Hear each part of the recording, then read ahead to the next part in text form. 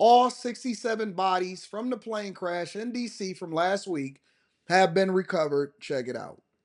Turning now to the investigation into the mid-air collision of an American Airlines flight and a U.S. Army helicopter here in Washington, D.C. The bodies of all 67 victims have been recovered as crews work to fully recover the aircraft debris submerged in the Potomac River. Many of those killed were members of the figure skating community. U.S. Figure Skating sharing a moving video paying tribute to the 28 athletes, coaches, and family members who died in the crash. Their heartbreaking black and white video full of young smiling faces and those who loved them. ABC News transportation reporter Sam Sweeney joins me now live for more. And Sam, you see that video and it really tugs at your heart. But what do we know about now that all these bodies have been recovered and as crews are still working to clear that wreckage? Well, this has certainly been a difficult task for those crews dealing with this. They are seeing the human element. We keep talking about a plane crash, but they are seeing bodies attached to this mangled wreckage, and they've had to work with that now for almost a week. It has been really difficult for them, and the fire chief saying that they will get counseling for the rest of their lives. But now that this stage of the investigation and recovery has ended, the families can begin to heal, get these bodies back to their homes, and begin these funerals. We saw one flight attendant go back to Charlotte this morning, or overnight, I should say. But this is a long process, but it will certainly now make the job a bit easier for these recovery teams as they move the wreckage out. Every time they found human remains, they had to stop working out of respect for the dead and properly bring those bodies on board those barges and get them to the medical examiner. Now they can work a bit faster. It's not been easy out there with all of the wind and the tides, but once they get that American Airlines plane out of the water, they will then move to that helicopter, which is so crucial in this investigation. Well, and the NDSB said that it needs additional information to verify data retrieved from the Black Hawk helicopter, but it has to wait until it's removed from the Potomac. Why is that, and where does that process stand? The black box on the helicopter is not as sophisticated as the black box on that American Airlines plane, and they need that black box to help create that timeline and get all of the data out, including the altitude. There's a discrepancy. The airplane was at 325 feet, but the tower believed that the helicopter was at 200 feet, and we will only be able to tell the true altitude of that helicopter at the time of collision when they get that data out of the helicopter black box. Now they hope to bring that helicopter up to the surface and onto a barge before the end of this week. Got you. And lastly, Sam, we're learning that President Trump spoke with the CEO of American Airlines yesterday. What do we know about that conversation? The president, wanted to thank all the team members over at American Airlines, and, American Airlines wanted to thank the president for, cutting that helicopter traffic out of the area around Reagan National Airport. This has been a back and forth, and they are grateful for that. But this was really, a touch-base conversation with the CEO of American. Gotcha. That's got to be dramatic. I see some people in the chat saying, "Oh man, they're making the situation more dramatic than it has to be." I don't know how you can make a situation more dramatic than it has to be when you're pulling bodies, 67 of them, out of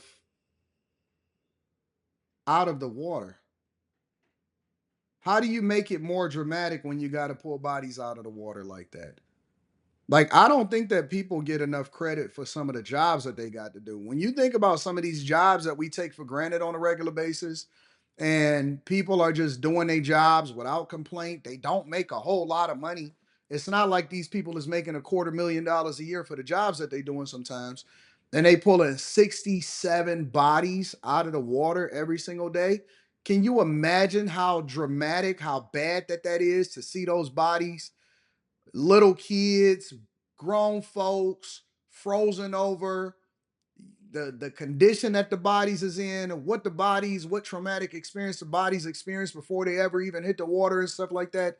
That's gotta be one of the worst situations ever. It's probably something that you never think about when you sign up for some of these jobs, but then you have to do some of these jobs. So y'all gotta have a level of respect for the stuff that these people do, man. These people are the first responders. These are the ones that hit the streets and take care of business on a regular basis, man. You know what I'm saying? Like we could be so cold sometimes. We can be absolutely one of the coldest people in the world. Also, on top of that, flipping over to Chicago, a man is arrested with over $1 million worth of stolen Nikes and New Balance shoes. Check it out. Call it a high top heist. More than $1 million in stolen sneakers found in a Chicago warehouse. Our Nate Rogers is live with the stash, and that includes Air Jordans. Nate. Yeah, that's right, Scott and Don. Air Jordans for sure. As you just mentioned, this was no ordinary heist. Cook County Sheriff Tom Dart calling this, quote, a widely sophisticated, organized operation. As you just mentioned, more than $1 million in merchandise. Take a look. We got Nike involved and New Balance, and they were able to do their analysis of it. And this is all legit. There's no knockoffs. This is all real stuff. And as they say, wildly expensive stuff. This is 26-year-old Eric Luciano Bautista, now facing felony theft charges. And here's all of the alleged stolen merchandise, including thousands of pairs of retro Jordan 3s and 12s, also New Balance gym shoes. The Cook County Sheriff's crime investigators executed a search warrant at a warehouse located at 15th and Western this past Friday. That's when the shoes were recovered. The Sheriff's office says Luciano Bautista was not an authorized seller. Cook County's crime unit has recovered over $4.5 million in stolen merchandise over the last 9 months. Earlier today, via Zoom, Cook County Sheriff Tom Dart would not disclose where exactly the shoes were stolen from, but he was forthcoming in sharing their store value and even their street value. Exactly where this was going to go. A lot of the stuff goes online at times. Other times there's an attempt to resell it at different locations. So we're not 100% sure what the end game was here, but I can tell you that this was all legitimate product that was destined for a store that these folks got and were, as I said, going to be selling $1 million worth of this stuff. And if you go online, I mean, like a lot of the New Balance stuff that we got, those shoes are sold out anywhere. So the only way you can go is to try to get them online somewhere. And some of them, individual pair of shoes are going for $2,500.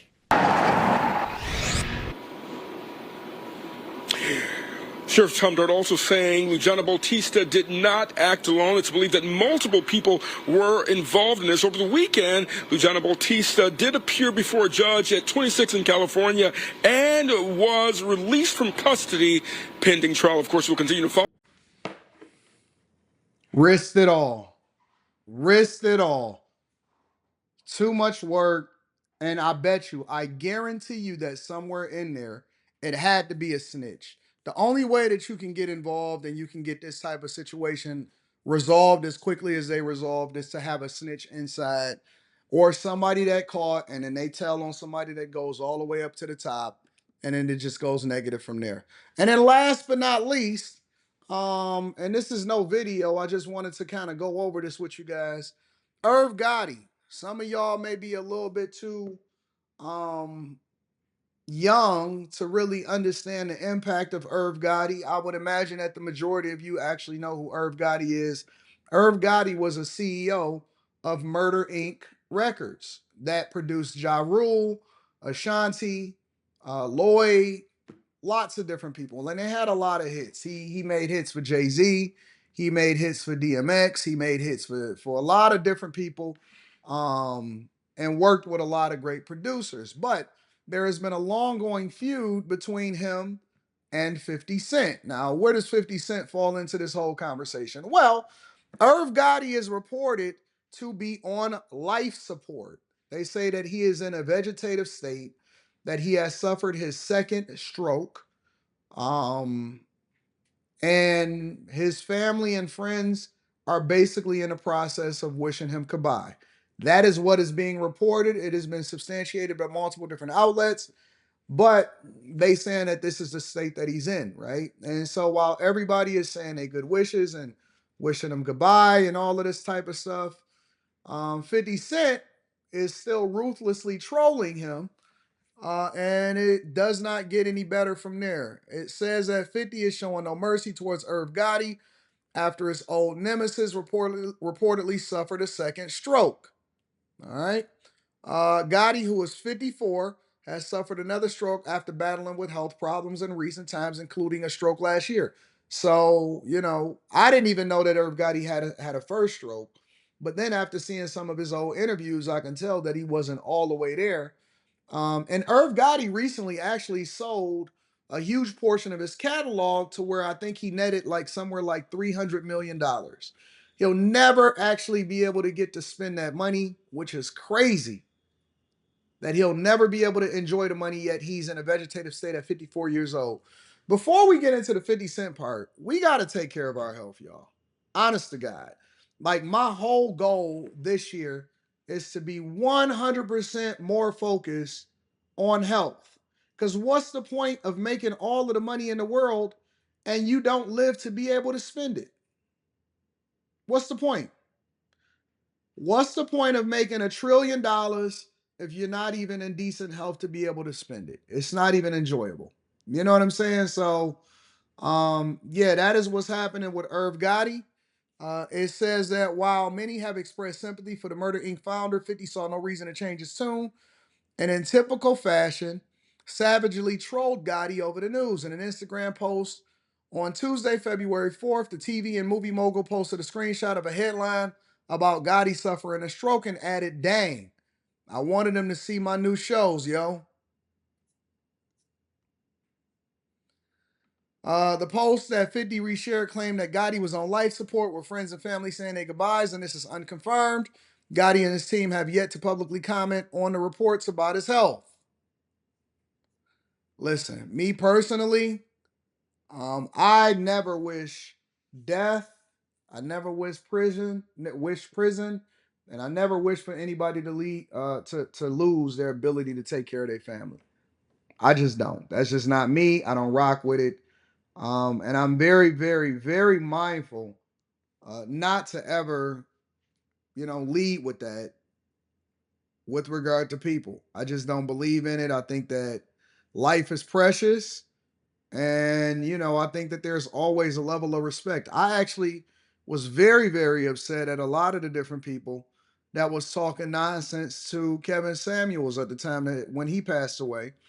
And I got on a lot of people, including Jamal Bryan and some others. You know what I'm saying? So I don't believe in going after people that can't defend themselves. I also understand that 50 Cent and Irv Gotti had a long-standing feud that goes beyond anything that we may be knowing about.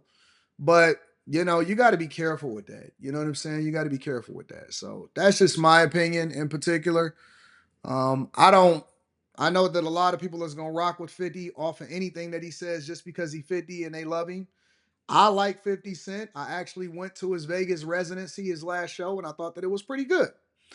But to troll somebody while they're in a vegetative state, that's pretty crazy to me. That's pretty insane to me.